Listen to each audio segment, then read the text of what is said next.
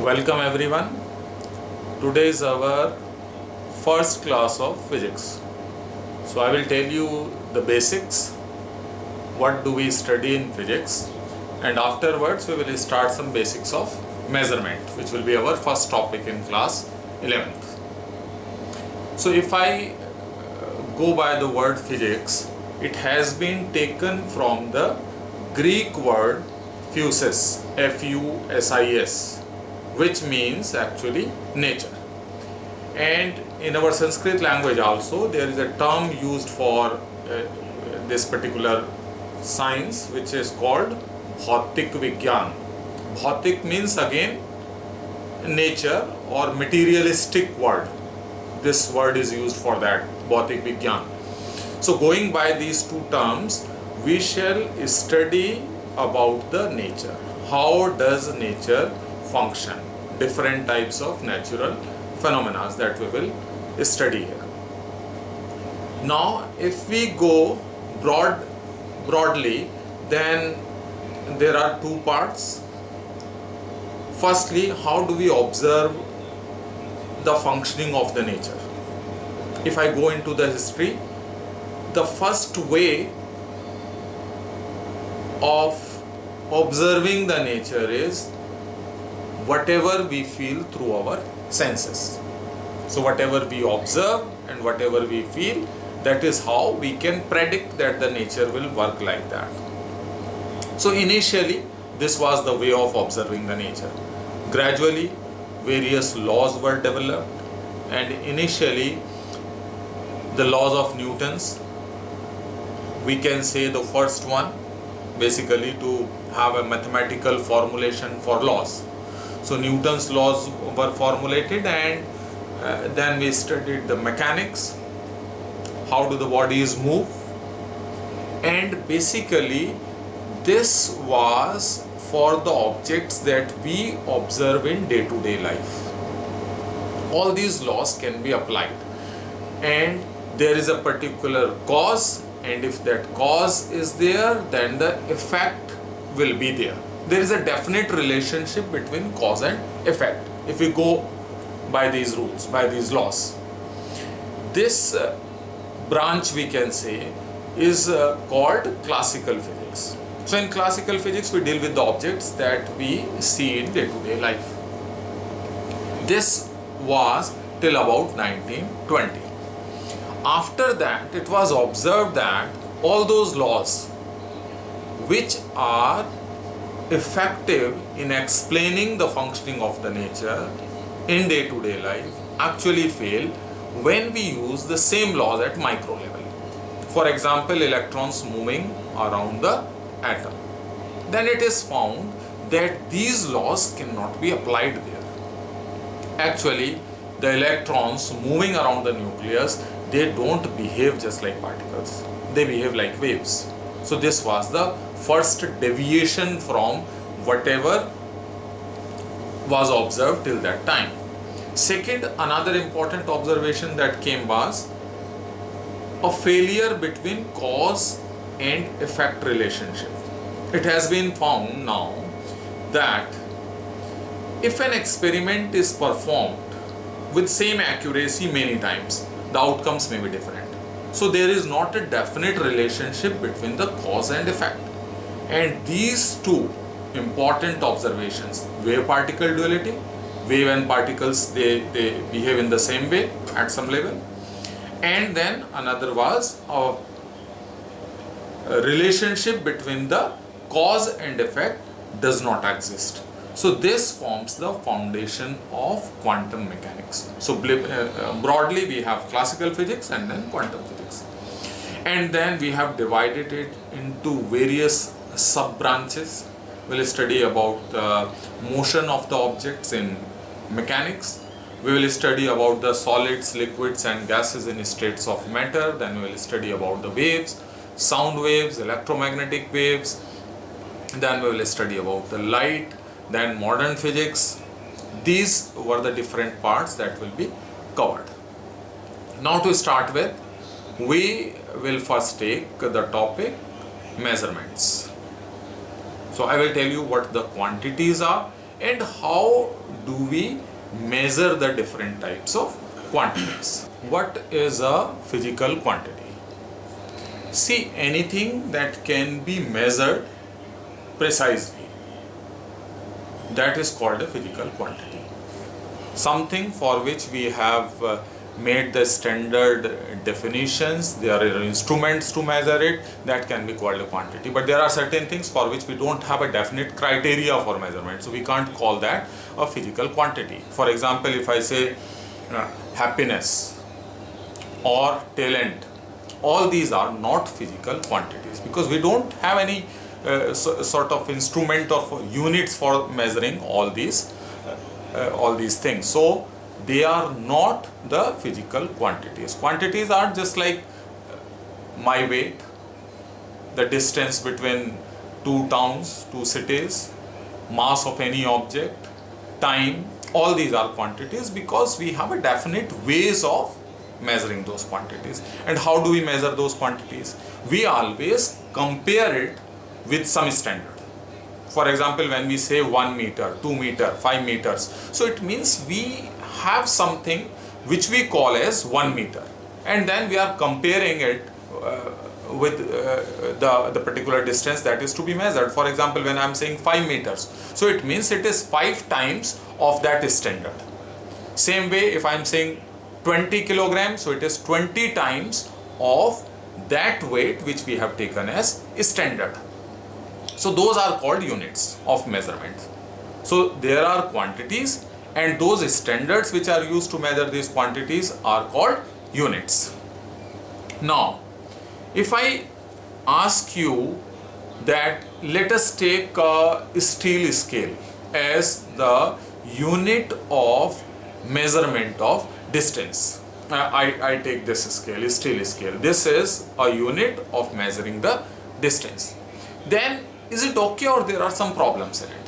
I just want to know what should be the qualities for any standard that we use to make it as standard unit.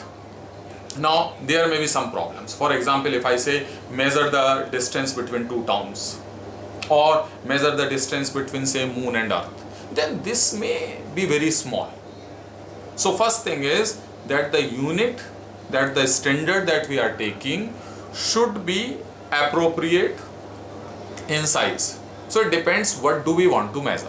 If we want to measure very small distances, the standard should be very small. If we want to measure the large distances, then these standards need to be large.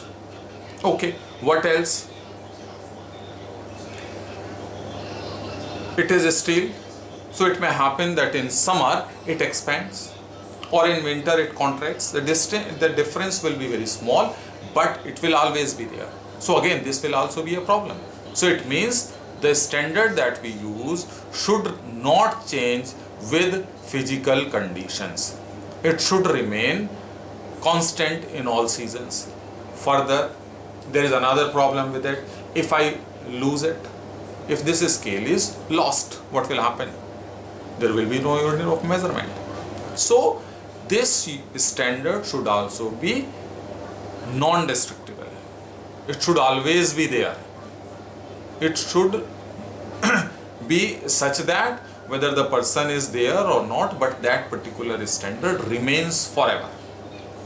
Okay, and what else? It should be acceptable to all. If I am making this unit, you and any other person should accept it.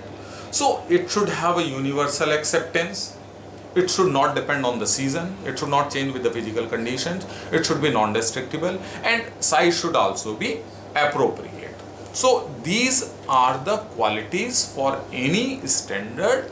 Only then we can use it as a unit. Now, this task of defining the units and setting the standards has been given to an organization which is International Bureau of Weights and Measures. It is established in France.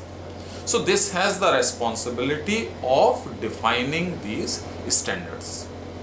And there are many quantities, no definite number of quantities, but there is a set of base quantities. These quantities are 7 in number. So there are 7 quantities which have been taken as the base quantities, and all other quantities depend on them. So we call them derived quantities. And accordingly, units will also be called as fundamental units or the base units, and the units of the derived quantities, they will be called as derived units. Now, these 7 quantities or these 7 quantities, yes, they are length, mass, time, temperature, electric current, luminous intensity, and amount of substance. These 7 are called 7 fundamental quantities. And there are 2 more which we call as supplementary: plane angle and solid angle. And the units of all these quantities have been defined taking all those criteria which I just told you. So I will not advise you to learn all those definitions, but yes, you should have a look, at least see. The meter, 1 meter has been defined in terms of speed of light. Speed of light is constant. The unit of mass has been defined in terms of Planck's constant. And you should also know that the unit of mass has been defined recently, 2019 only. Before it, it was the mass of a particular object. So mass is defined like this. Time, 1 second. 1 second has been defined as in terms of the frequency, certain the time taken by cesium-133 atom to make certain number of oscillations. It has been defined in terms of that. Similarly, standard definitions have been given to the temperature, to the luminous intensity, electric current, and mole also. So there are 7 fundamental quantities and there are 7 units. Now, system of units are different. See, earliest there were different systems, like we had MKS system, which means meter kilogram second. So a system of units in which we took meter kilogram second as the fundamental units. There was another system, CGS, centimeter gram second. One was FPS, foot pound second. But now we have SI unit system, SI units system of units.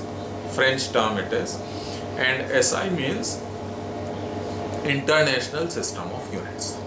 There are 7 quantities in this system, and the 7 units are meter, kilogram, second, Kelvin, ampere. For amount of substance we have mole. For luminous intensity we have candela. And all these units have been defined in such a way that they are accepted by all throughout the world and non-destructible. So just have a look of all these definitions, but no need to learn them blindly. Try to understand what they are and how they have been defined, but no need to learn the numbers as such. So just have a look at all these 7 definitions of these fundamental units.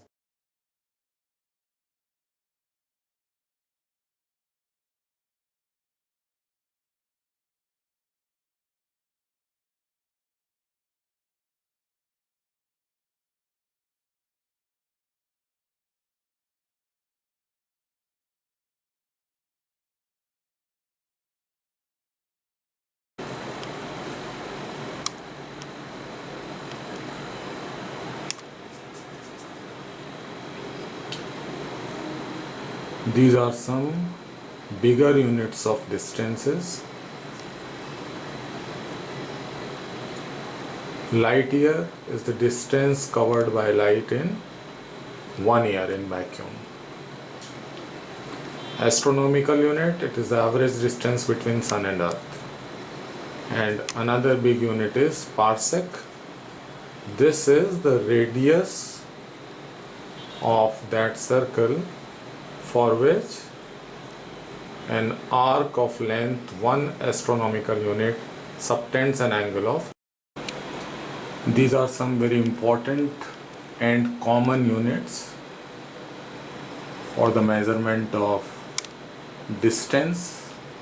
Micron is 10⁻⁶, nanometer is 10⁻⁹, angstrom is 10 raised to the power minus 10, and 1 Fermi is 10 raised to the power minus 15. Similarly, atomic mass unit is a very small unit which is used for the measurement of masses of the atoms. 1 AMU is 1.66 into 10 raised to the power minus 27 kilogram. Now here I am sharing some units which are very common in day-to-day life. Inch, feet, yard, mile, units of distances. Similarly, acre and hectare, these are the units of area. And quintals and ton, they are the units of measurement of masses.